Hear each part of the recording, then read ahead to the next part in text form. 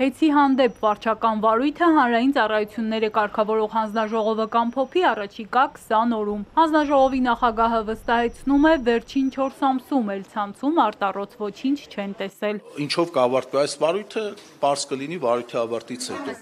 Սցենար 1. Հեցը ազգայնացվում է եւ հանձնվում է պրոֆեսիոնալ եւ հուսալի կառավարման ամբողջությամբ մնալով պետական, եւ սցենար թիվ 2. Հեցի բաժնետերերի մեծ մասը փոխանցվում է էներգետիկ ոլորտի միջազգային հեղինակավոր կառավարչի։ Դեռ սեպտեմբերին անկախ մարմնի վարույթին զուգահեռ վարչապետն արդեն 2 սցենար ներկայացրեց։ Մեսրոպյանը, որ նախկին ՔՊԱ-ական է, վստահեցնում է, ոչնչով կաշկանդված չէ, իրենք անկախ քննություն են անում։ Կանոնակարգումը պաշտոնի անձնագիրը տալիս է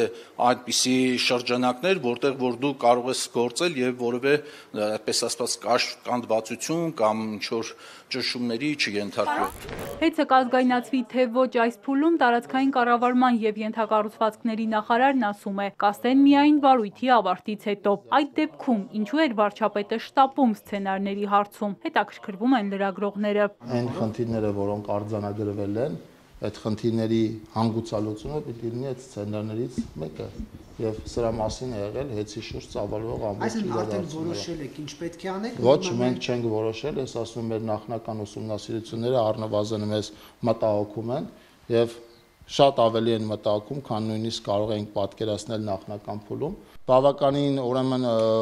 հարցեր կարգավորվել են այս պահին, բավականին խնդրահարույց հարցեր են վերհանվել, այդ խնդրահարույց հարցերի մասով մեր գործընկերները դիմել են իրավապահ մարմիններին եւ քանի որ այնտեղ process է գնում, տարածքային կառավարման եւ ենթակառուցվածքների նախարարի միջամտությունը ցանկալի չի, մեկնաբանությունը ցանկալի չի։ Հեցից հետո իշխանության թիրախում նաև եկեղեցին է, ում է պատկանում հովանավանքը մայրաթորի թե կառավարության հաշվեկշռում է, մեկնաբանում է կադաստրի կոմիտեի նախագահը, որ Կիրակի մասնակցել է հովանավանքում կարգալույծ քահանայի պատարագին։ Բոլոր հողերը Խորհրդային Միության փլուզումից հետո եղել են Հայաստանի Հանրապետության սեփականություն եւ Հայաստանի Հանրապետության կառավարություն եւ օրենսդիր մարմինն է որոշել, թե հողերի բաշխումը ոնց է տեղի ունենալու։ Այդ թվում եւ հիմա դուք նշեցիք հովանավանքը, ես կարող եմ ասել, որ հովանավանքի համար եւ շենքի եւ հողամասի վերաբերյալ եղել է կառավարության որոշումներ եւ բացառապես այդ որոշումներն են հիմք հանդիսացել, որ այդ գույքը, անշարժ գույքը փոխանցվել է Հայ Առաքելական Սուրբ Եկեղեցուն։ Թովմասյանը շնորհակալ է Ստեփան Ասատրյանի Կիրակի օրվա պատարագի համար, ասում է մատուցել է բավականին հագեցած ծառայություն, որին իրենք մասնակցել են, շեշտում է